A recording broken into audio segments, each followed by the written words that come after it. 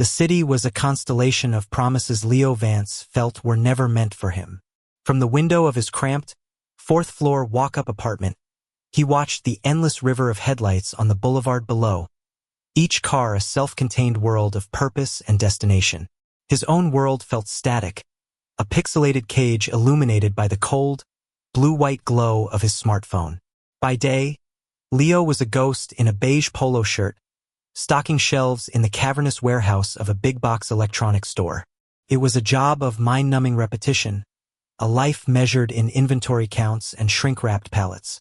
He was 26, but he felt ancient, worn down by a future that looked exactly like his present. The dreams he'd once had of being a graphic designer, of traveling, of mattering had faded, replaced by the dull ache of resentment. But by night, Leo was a king, a god, a high roller. By night, he entered the digital casino. It had started innocently enough, with a pop-up ad for a poker app promising a free $10 credit. He won. The rush was electric, a jolt of adrenaline that his monotonous life had never provided. That $10 became $50, then $100. He felt smart, powerful, in control. He wasn't just stocking shelves. He was reading tells, calculating odds, outsmarting unseen opponents. The app was a masterpiece of psychological design. The colors were vibrant. The sounds of shuffling cards and clinking chips were hypnotic. Every loss was followed by a near-miss animation, a "you'll get 'em next time" message, a small bonus credit to lure him back in. The abyss had opened up beneath him, and he had dived in headfirst, chasing the dragon of the next big win. Of course, the house always wins. The initial lucky streak turned, as it always does, into a brutal, grinding decline. He started chasing his losses, making bigger, more reckless bets. His meager paycheck vanished within hours of being deposited. He maxed out his credit cards. He took out payday loans with predatory interest rates. He was no longer playing for the rush. He was playing to survive, to climb out of a hole he was only digging deeper. The real trouble started when he found the online loan sharks. They weren't back-alley thugs. They were slick, anonymous entities on encrypted messaging apps. They offered quick cash with no credit checks. The first loan was for $500, the second for $1,000. Now, he owed a man he knew only as Silas a total of $5,000, and the vigorish the interest was compounding at a rate that made his head spin. The messages from Silas had started as polite reminders. They had since escalated to something far more sinister. They were no longer just text. They included photos of the front of Leo's apartment building, a picture of his workplace, a message that read, "We know where you stock the TVs, Leo. It would be a shame if you had an accident with a pallet jack." The threat was no longer abstract. It was real, and it was closing in. He had 1 week. Desperation was a physical thing. A cold, metallic taste in the back of his throat. He couldn't eat. He couldn't sleep. His world had shrunk to the size of his phone screen and the ever-growing number in his debt column. He walked through his days at work in a fog, his hands mechanically stocking boxes while his mind raced, calculating impossible scenarios. On a rainy Tuesday night, with 48 hours left until Silas's deadline, the final thread of his frayed sanity snapped. He had just lost his last $200 on a single hand of blackjack, money he had borrowed from a coworker under the pretense of a family emergency. He stared at his phone, his reflection a pale, hollow-eyed mask on the dark screen. The city's promises mocked him from the window.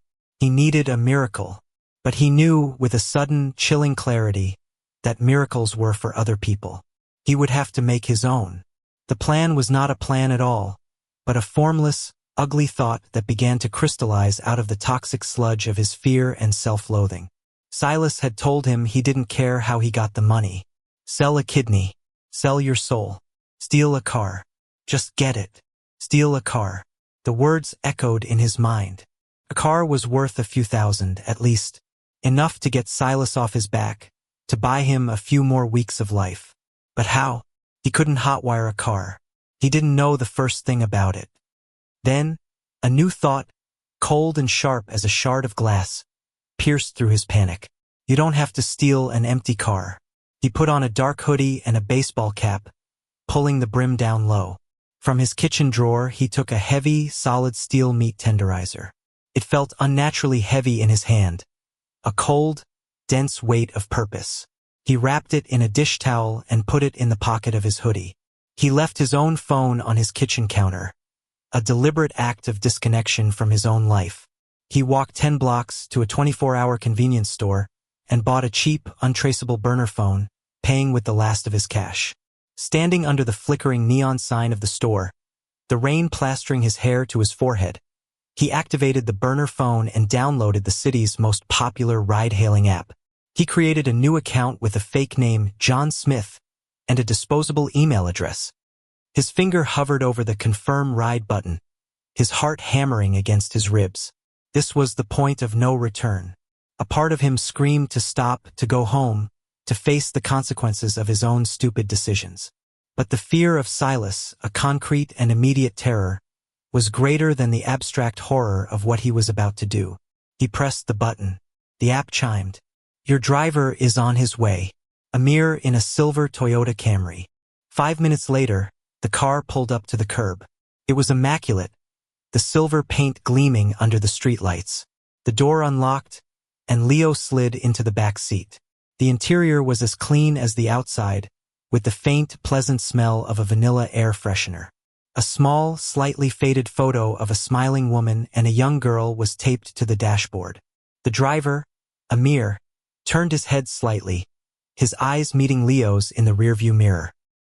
He was a man in his early 40s, with a kind, weary face, a neatly trimmed beard, and a warmth in his eyes that made Leo's stomach clench.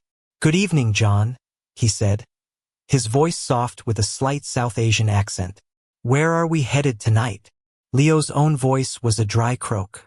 He gave an address for a remote industrial park on the outskirts of the city, a place of deserted warehouses and empty lots he knew from a previous job. "It's a bit of a drive," Leo mumbled. "No problem at all," Amir said with a gentle smile. "More time to listen to the radio." He turned the volume up slightly on a station playing classic rock and pulled smoothly out into the traffic. The 20-minute drive was the longest of Leo's life. The car was a bubble of surreal normalcy. Amir hummed along to the music.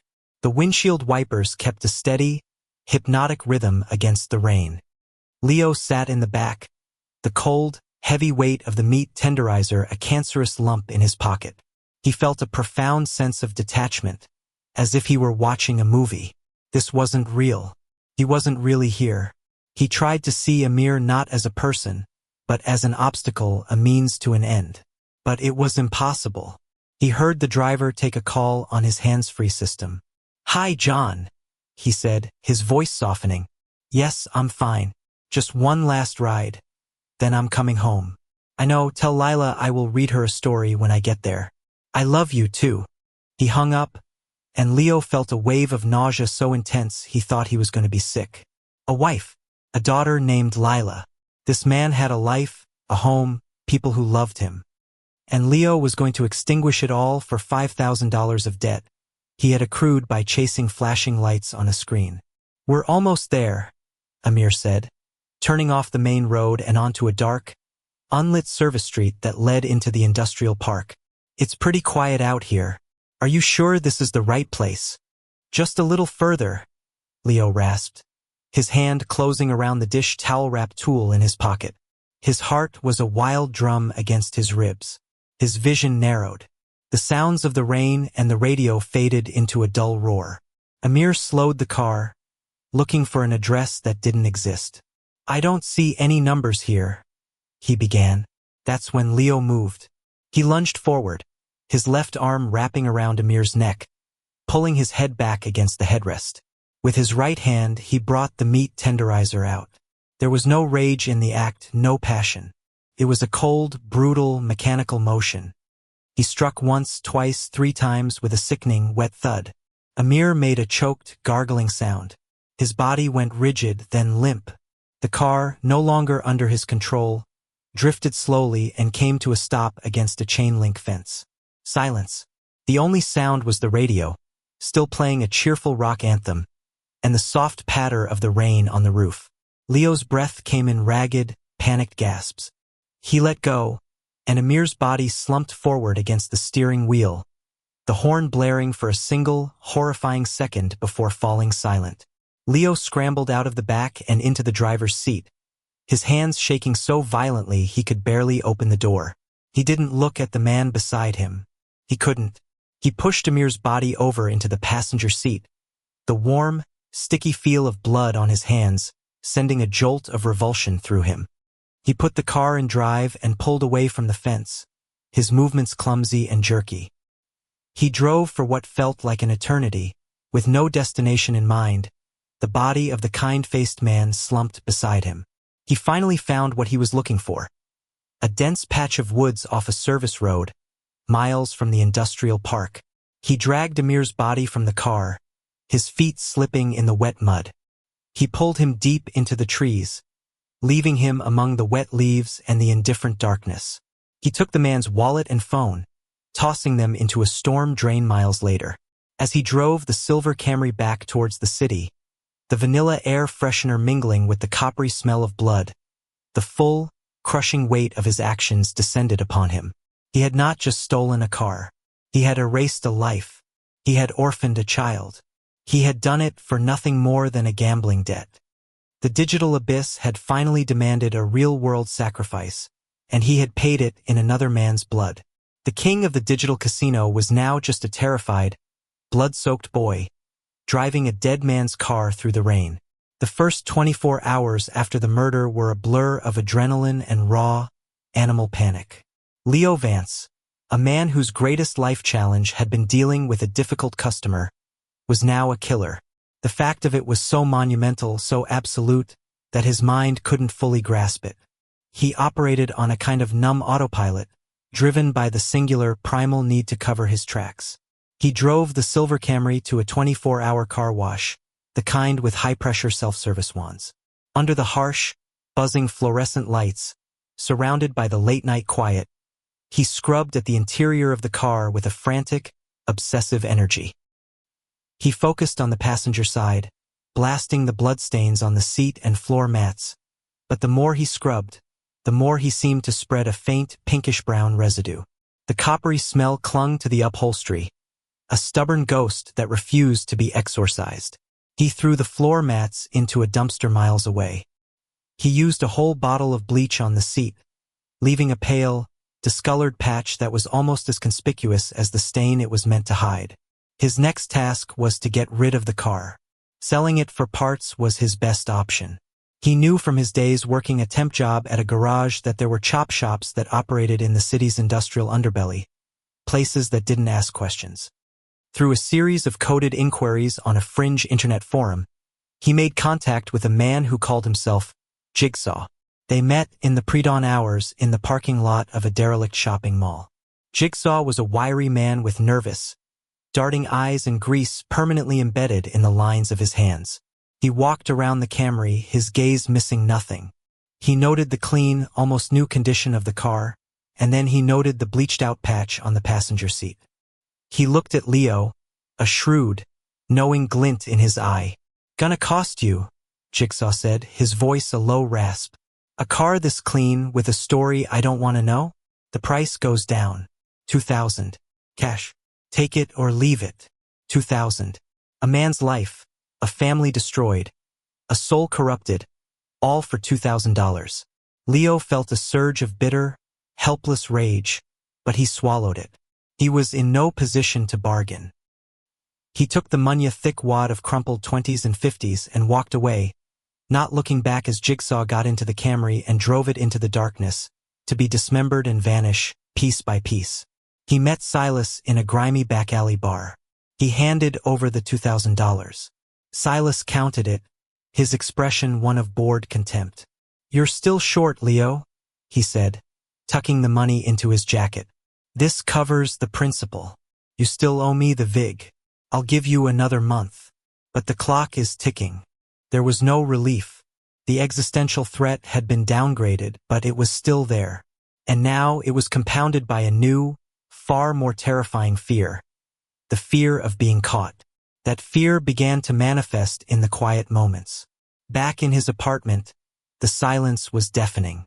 Every creak of the floorboards in the hallway outside his door was the sound of approaching footsteps. Every siren he heard in the distance was for him. He couldn't wash the phantom smell of blood from his hands. He kept seeing Amir's kind, trusting face in his reflection, in the faces of strangers on the street. Sleep offered no escape, only fractured, nightmarish replays of the murder, the sickening thud of the blows echoing in his skull. He was a man haunted, not by a ghost, but by his own memory. Meanwhile, in a small, tidy home in a quiet suburb, a different kind of nightmare was unfolding. Sana Khan had waited all night for her husband, Amir, to come home. She had called his phone a dozen times, each call going straight to a cold, automated voicemail. It was not like him. He was a man of routine and responsibility. By morning, her anxiety had blossomed into a full-blown terror. She called the police and filed a missing persons report. The case landed on the desk of Detective Maria Flores. She was a 15-year veteran of the Homicide Division, a woman with a calm, methodical demeanor that masked a fierce, bulldog-like tenacity. Her partner, Detective Ben Chan, was younger, a digital native who could pull a suspect's life story from a string of code.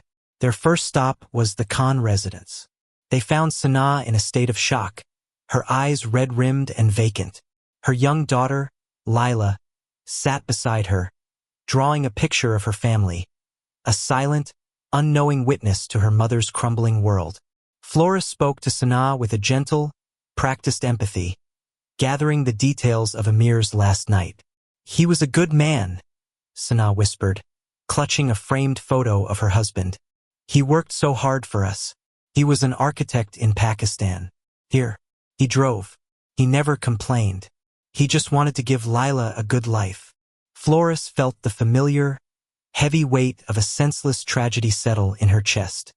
This was not a man who would simply abandon his family. Chen, meanwhile, was already at work on the digital trail. "He was driving for GoFast," Chen said, referring to the ride-hailing company. "I've already put in a request for his trip data for last night. GPS, fare details, passenger info. They're slow walking it, citing user privacy, but a warrant will speed that up." The next day, a dog walker made a grim discovery in a patch of woods off a service road. The body was identified as Amir Khan. The cause of death was blunt force trauma. The case immediately shifted from a missing persons inquiry to a homicide investigation. The GoFast data came through. It was a digital map of Amir's last hours. His route, his stops, his fares. The final entry was a pickup at 10:17 p.m. at the corner of 5th and Elm, requested by a user named John Smith. The drop-off location was listed as the deserted industrial park. The GPS data showed the car arriving at the park, stopping for several minutes, and then driving away. The trip never officially ended. The car, a silver Toyota Camry, was now also listed as missing. "Carjacking gone wrong," Flores said, her voice tight. "The most random, vicious kind of street violence." The John Smith account was a dead end. The email used to create it was disposable. The credit card number was from a stolen, prepaid gift card. The phone number was from a burner. But a burner phone has to be bought somewhere. Chun went to work. He cross-referenced the burner's activation time with the locations of every convenience store and electronics retailer within a 20-block radius of the pickup location. He got a list of 36 possibilities. He and Flores began the painstaking, tedious work of visiting each store and pulling their security footage. For 2 days, they saw nothing but a parade of the city's late-night denizens. Then, at a 24-hour convenience store 10 blocks from the pickup spot, they found him. The timestamp on the footage was 9:58 p.m., 19 minutes before the ride was hailed. A young man in a dark hoodie and a baseball cap, his face partially obscured, walked up to the counter and paid cash for a burner phone, the exact model that had been used to create the GoFast account. The image was grainy, but it was something. They ran it through the department's facial recognition software. For hours, the algorithm churned, comparing the partial image to millions of faces in the DMV and criminal databases. Finally, it spit out a match. A low-probability match, but a match nonetheless. Leo Vance, 26 years old. No criminal record. Address in a walk-up on the east side. Employed at an Electromart warehouse. It was still thin. Flores and Chun started building a digital ghost of Leo Vance. They subpoenaed his financial records. What they found was a portrait of a life in a death spiral. Paychecks deposited and then immediately wired to offshore gambling sites. Maxed out credit cards. Multiple high-interest payday loans. It was a classic picture of a gambling addict on the verge of collapse. They had their motive. The final piece of the puzzle came from Chan, who had put in a request with the city's license plate reader database. He was searching for any hits on Amir Khan's silver Camry after the time of the murder. He got a single hit. At 3:45 a.m. on the night of the murder, the Camry's license plate was scanned by a camera mounted on a utility pole. The camera's location? 3 blocks from the derelict shopping mall where Leo had met Jigsaw. "He's our man," Flores said, her voice cold and certain. "He was drowning in debt. He kills a man for his car, sells it for a fraction of its worth to pay off a loan shark, and thinks he can just crawl back into his hole." They sat in their unmarked car across the street from Leo's apartment building, watching the 4th-floor window. The lights were on. He was in there, a cornered animal, thinking he was safe, unaware that the digital echoes of his crime had led the hunters right to his door. The city was a web of technology, and Leo, in his desperate attempt to be a ghost, had left a trail of breadcrumbs that was as clear as a bloody footprint. The hunt was over. The reckoning was about to begin. The arrest was executed with the quiet, jarring efficiency of a well-oiled machine. At 6 a.m., when the city was still a wash of gray and the world was caught between a bad dream and a worse reality, Detective Flores and her team used a battering ram on the door of Leo Vance's apartment. The sound was a concussive boom that shattered the morning's peace. They found Leo not in bed, but on his couch, fully dressed, staring at his phone. The screen was open to the familiar, garish colors of the poker app. He didn't even flinch at the explosive sound of the door breaking. He just looked up, his eyes hollow and defeated, as if he had been expecting them. There was no fight in him. The frantic energy of the killer and the paranoid anxiety of the fugitive had been replaced by a profound, crushing emptiness. He looked like a man who had been dead for weeks. The apartment itself was a testament to his unraveling. Dirty dishes were piled in the sink, fast food containers littered the floor, and the air was stale with the smell of fear. On his laptop, Chun found the browser history, searches for how to clean blood out of car upholstery, untraceable ways to sell a car, and the names of local loan sharks. It was a digital confession. The interrogation room was a small, windowless box, painted a color designed to be calming, but that was merely oppressive.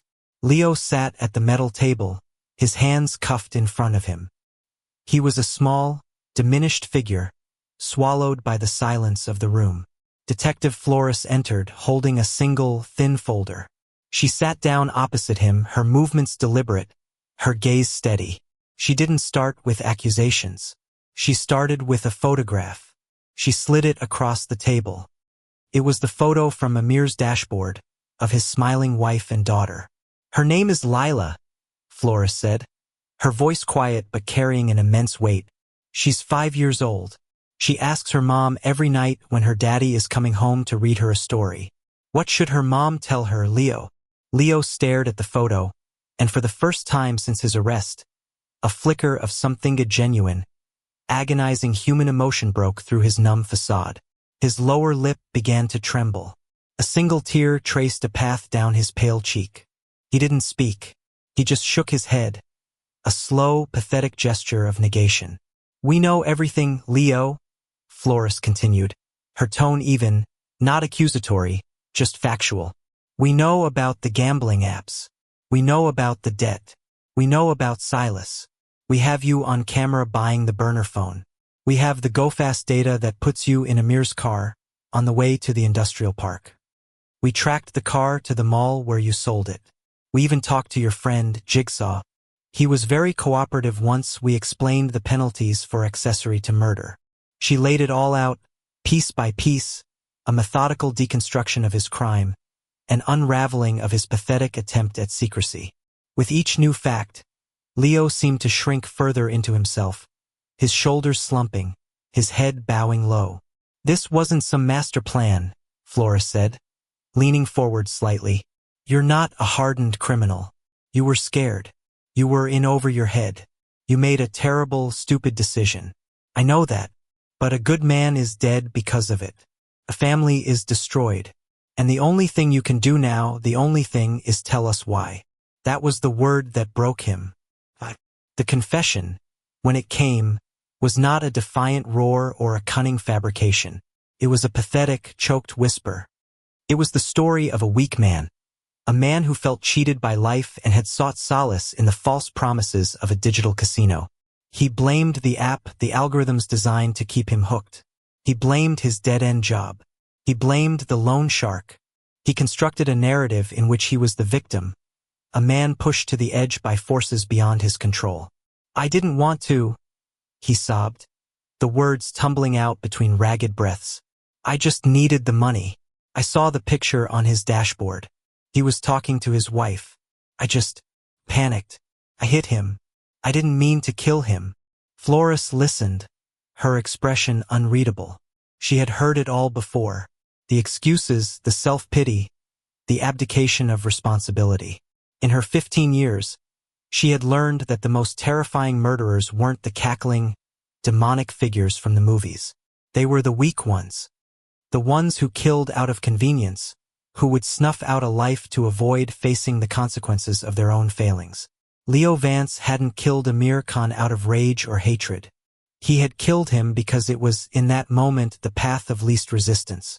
"You didn't panic, Leo," she said, her voice turning hard as ice. "You brought a weapon. You chose the location. You hailed the ride. You made 1,000 small choices that all led to you killing a man who was just trying to do his job. You didn't kill him for $5,000. You killed him for nothing, because that's what you got out of it. Nothing. The trial was a formality. The evidence was overwhelming. The confession, the digital trail, the testimony of the chop shop owner, it all painted a damning, irrefutable picture. Leo Vance was found guilty of first-degree murder and sentenced to life in prison without the possibility of parole. On the day of the sentencing, Sana Khan was in the courtroom. She did not look at Leo. She delivered a victim impact statement, her voice shaking but clear. She did not speak of hate or revenge. She spoke of the empty space at her dinner table, of a little girl who drew pictures of a father who would never come home, of a future that had been stolen from them. Months later, Flores found herself driving past the electronics store where Leo had worked. It was just another big, anonymous box on a busy commercial strip. She thought about the two men whose lives had briefly, fatally intersected. One, an immigrant architect, had found dignity in driving a cab to provide for his family. The other, a young man surrounded by the latest technology and endless opportunity, had found only emptiness and had tried to fill it by tapping on a screen. The city hummed on, a vast, indifferent machine. 1,000 ride-hailing cars were navigating its streets, each one a small capsule of trust between strangers. But for Flores, and for the family of Amir Khan, the murder had left a permanent scar. It was a chilling testament to the modern age. A crime born in the virtual world, executed in cold blood, and driven by the most ancient and pathetic of human failings, the simple, terrible refusal to take responsibility for one's own life.